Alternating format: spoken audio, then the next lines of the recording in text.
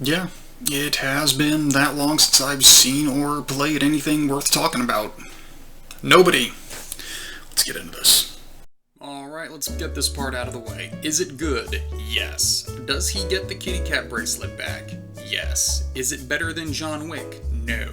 Can Hutch Mansell beat John Wick in a fight to the death?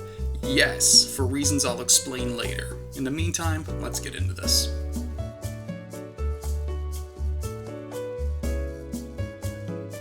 Okay, only seen it once and I can't exactly go watch a recording anywhere unless I go back to the theater, so some details may be a little hazy. But starting off, we have Hutch Mansell, who is a mild-mannered office worker who has a perpetually bad case of the Mondays. Well, a pair of thieves attempt to burgle his house and Hutch lets them go with a couple bucks.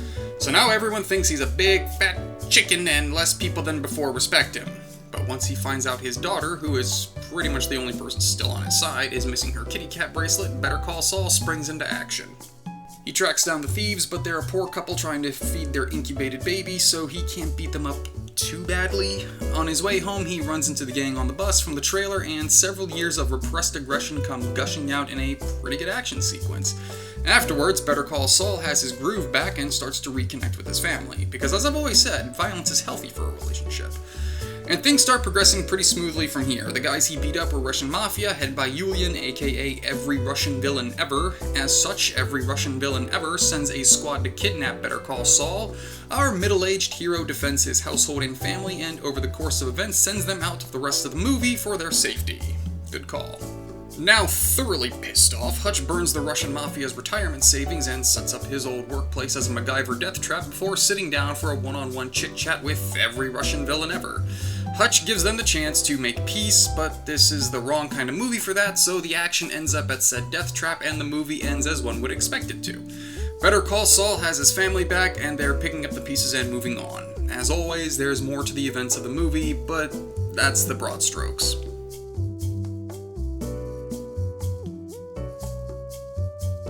There's one, maybe two worth talking about. Hutch Mansell is John Wick light. He doesn't kill anyone with a pencil, but a nice bit of action takes place in the kitchen. He adapts.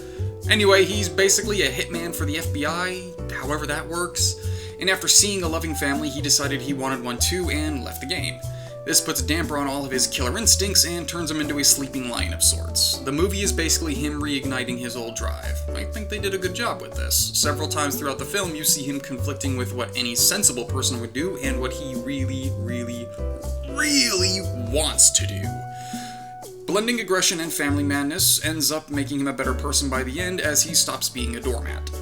We can sorta talk about Yulian, if I even remembered the name correctly. He's just every Russian villain trope rolled into one, but there is a little bit of depth to him. He's bored of all mafia business and wants to retire, but isn't for some reason. They didn't really touch on that. His beef with Hutch is a personal one at first, so that explains why he doesn't quit at that point, but I was left wondering why he didn't just retire before the film events took place.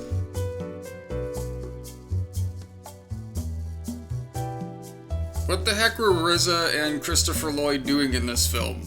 The RZA did nothing at all and the movie could have been run without him, which is funny enough something I say usually about any role the RZA has. He gets some fancy gun fu and that's it. Christopher Lloyd should have been left in the nursing home. You can give him his little moment where he pulls the fast one on the Russian sent to kill him, but that's it. Why does he have to be in the final shootout? Dude is like pushing 90. Every time he had to move behind something quickly, I audibly asked aloud in the theater, did he just fall? He's old. His hips are very fragile, which are probably why bullets magically curve around him in the last scene. Speaking of, and this is getting into why Hutch Mansell can take John Wick, our main character has about 9-inch thick adamantium plot armor. It went well beyond suspension of disbelief. You see, if John Wick and Hutch were to fight, I'm pretty sure Hutch could hide in front of one of those little Japanese rice paper doors, and the physics of reality would somehow render those bullets harmless. John Wick suffers a bullet wound to the gut and has to be on pain meds the rest of the movie, and said wound is abused by the bad guys. Hutch Mansell takes a knife to the kidneys and after that scene forgets all about it and I guess just walks it off. And this is a really minor one, but early in the movie, some dude sees a tattoo on Hutch's wrist and freaks out. They never follow that up with anything. It just isn't referenced anymore. I'm assuming the writers knew they had Better Call Saul in a bind and there was neither time left to shoot another fight scene, nor did they think they could extend the plot armor that far without raising an eyebrow. I don't know.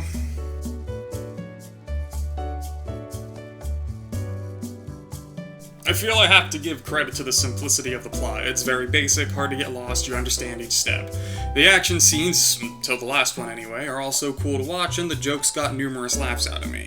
You know, I'm finding it hard to talk about what I liked about it. I can keep saying the comedy was pretty on point. I'm much more of a comedy lover than any other genre, so this is entirely up to subjective opinion, but I like to think every punchline they wanted me to laugh at got a response. Other than that, how many different ways can I say, yeah, it's a solidly built action movie that kept my attention the entire time, even when I thought it was stupid?